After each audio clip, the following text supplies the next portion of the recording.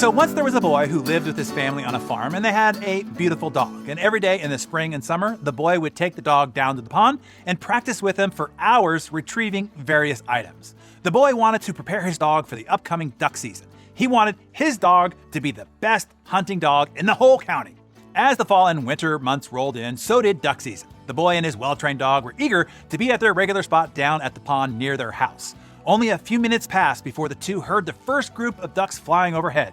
The boy slowly raised his gun and shot 3 times before hitting a duck, which landed in the center of the pond. When the boy signaled his dog to retrieve the dog charged through the duck blind and through the bushes towards the pond. However, instead of swimming in the water like he had practiced so many times, the dog walked on top of the water surface, retrieved the duck, and returned it to the boy. The boy was astonished. His dog had an amazing ability to walk on water. It was like magic.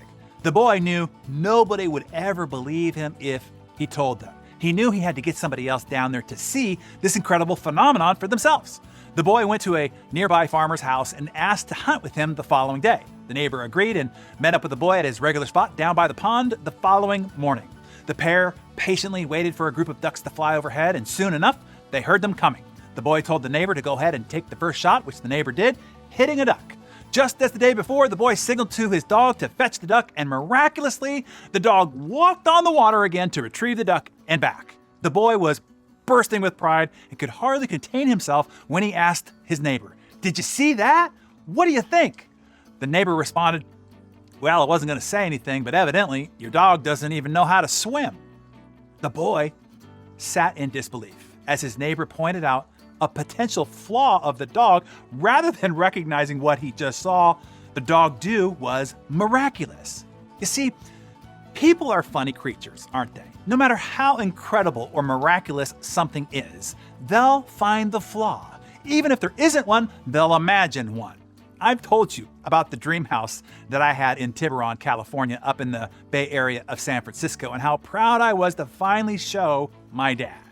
As I walked him to the jaw-dropping and literally stupefying view from floor to ceiling, wall-to-wall glass window from my home office spanning one entire floor overlooking the shimmering bay and San Francisco skyline, when asking him, "So Dad, what do you think?" His first reaction was, "Look, there's a crack in the ceiling in the corner." I too, a boy, sat in disbelief, heartbroken. Or at the end of an intense 4-day, all-day event where I poured my heart and soul out, delivered a 13 out of 10, where people were literally in tears at the end of the event as they tried to describe how meaningful the experience had been to them. Mission accomplished. Victory achieved. And then when I called the one person whose opinion matters the most to me, she, who will go unnamed for my own security, says, "Yes, great job, baby, but I have notes." What the f***? Yes, all in one breath, one sentence. Great, but I have notes. Hey, look, I get it. There's always flaws in any vista. There's always room for improvement, but the lesson here today is this. Come on, man. First, focus on what's right. Focus first on what is miraculous, what is spectacular. Focus first on the incredible job. Then later, after the initial request for response, maybe even at a different time altogether, after the celebration of success, ask if your opinion or additional insight is desired. And if it is, then yeah, go ahead and express your view, point out the crack if you must, hand over your notes for improvement if you must, but don't rain on the victory parade, man.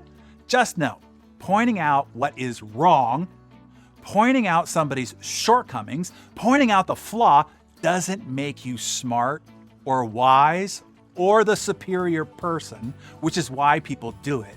It just makes you, well, mean and kind of douchey.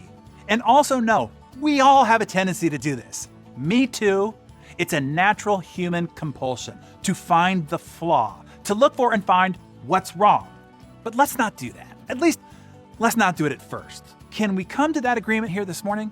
First, let's point out what's great. What is awe-inspiring and miraculous? What was done well? First, let's celebrate the victory, and then later, review for improvement. All right, Daring Daily community, it's confession time. To help others know that they are not alone and they are not terrible human beings, admit your own tendency to point out what's wrong first in your marriage, with your kids, your friends, your team, your church, what have you. Tell us with who and typically with what. This will help you with your own self-awareness as well. And then tell us your resolve to be better. And I look forward to reading your comments below. Hey, really quick, I just want to take a second to say thank you. Thank you for showing up, for staying consistent and putting in the work. Thank you for caring, committing, and growing better every day. It makes you special, unique. It makes you the exception. I just want you to know I see you and I appreciate you. It's why I do what I do. I do it for you. So thank you.